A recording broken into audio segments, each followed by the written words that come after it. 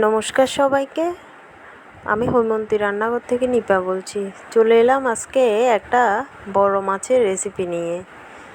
দেখতেই পাচ্ছেন মাছটার সাইজ প্রায় 5 কেজি ওজনের হবে। এটা কার্পু মাছ। আজকে আপনাদের সাথে এটা রান্না করা শেয়ার করব। চলুন এটা কেটে আসি। কেটে ধুয়ে তারপরে যাব চুলোর কাছে। দেখতেই থাকুন আপনারা। এখন চলে এলাম, দেখতেই পাচ্ছেন চুলোর কাছে। মাছটার সাইজগুলো কত বড় হয়েছে দেখতেই পাচ্ছেন।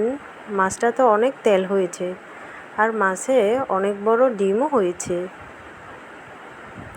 দেখতেই পাচ্ছেন মাছের সাইজগুলো অনেক বড় বড়। এখন আমি বাচ্চাদের জন্য কিছু মাছের ডিম ভেজে নেব। দেখতে পাচ্ছেন আমি বাচ্চাদের জন্য আগে কয়েকটা মাছের ডিম ভেজে নিচ্ছি, কারণ বাচ্চারা মাছের ডিম খেতে খুবই পছন্দ করে। এখন আমি মাছগুলো একটা একটা ভেজে নেব। ভেজে ভালো করে তুলে নেব। এখন মাছের ডিমগুলো ভাজা হলে উল্টে দেব। উল্টে এটা লো আঁচে ভাজতে হবে। জানি না আমার ভিডিওগুলো আপনাদের কেমন লাগে, তবুও আমি চেষ্টা করি ঘরোয়াভাবে আমার ভিডিও শেয়ার করতে।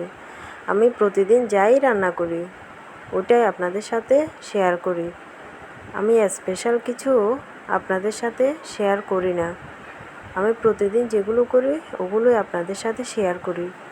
এখন দেখতেই পাচ্ছেন মাছগুলো ভেজে এখন আমি কড়াই বসিয়ে দিলাম। কড়াইতে কিছু তেল দিয়ে দিলাম।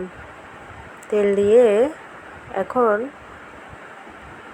এখানে পেঁয়াজ কুচি, রসুন কুচি, আদা কুচি এবং টমেটো সস দিয়ে দিলাম। ভালো করে মশলাটা একটু কষিয়ে নেব। তারপর দিব আমি এখানে লবণ, জিরে বাটা, সর্ষে বাটা এবং শুকনো লঙ্কার গুঁড়ো ভালো করে দিয়ে মাছটাকে ভালোভাবে কষিয়ে নেব। এখন আমি মাছটা আজ কচুরমুখী দিয়ে রান্না করব, তাই কিছু কচুরমুখী আগে কেটে লবণ দিয়ে ভিজিয়ে রেখেছিলাম, কারণ কচুরমুখীতে অনেকটা আঠালো ভাব থাকে। তাই আগে লবণ দিয়ে ভিজিয়ে রাখলে এই আঠালো ভাবটা চলে যায়। এখন দেখতে পাচ্ছেন আমি মশলাটা ভালোভাবে কষিয়ে নিচ্ছি। যতক্ষণ না পর্যন্ত মশলাটার কালার ভালো আসবে ততক্ষণ পর্যন্ত মশলাটা ভালোভাবে ভেজে নিতে হবে।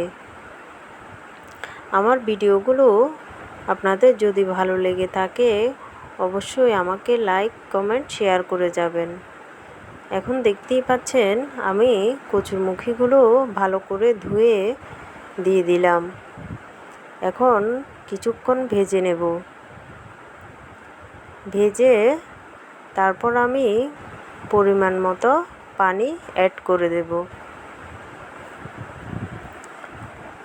এখন পানিটা অ্যাড করে আমি আরও কিছুক্ষণ তরকারিটা ফুটলে তারপরে আমি পরে মাছগুলো ঢেলে দেব। এখন দেখতেই পাচ্ছেন তরকারিটা অনেকটা ফুটে এসেছে, আর কচুরমুখীগুলো অনেকটা সিদ্ধ হয়ে এসেছে। এখন আমি মাছটা দিয়ে দিচ্ছি। মাছটাতে অনেক চর্বি ছিল, তাই মাছটা তরকারিতে দেওয়ার সাথে সাথে দেখতেই পাচ্ছেন অনেক তেল বেরিয়ে এসেছে। তরকারির কালারটাও কত সুন্দর এসেছে। দেখতেই পাচ্ছেন অনেকটা হয়ে এসেছে আমার। এখন আমি নামিয়ে নেব। নামিয়ে এখন আমি একটা বড় থালের মধ্যে ঢেলে নিয়েছি। দেখতেই পাচ্ছেন মাছগুলো একটাও কিন্তু ভাঙেনি। কি সুন্দর ফ্লেভার এসেছে। তারপর আমি উপরে কিছু ধনেপাতা ছড়িয়ে দেব।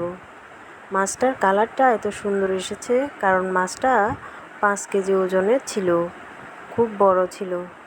বড় মাছের স্বাদটাই আলাদা সবসময়। আমার ভিডিওটি আপনাদের যদি ভালো লেগে থাকে সবাই লাইক, কমেন্ট, শেয়ার দিয়ে যাবেন।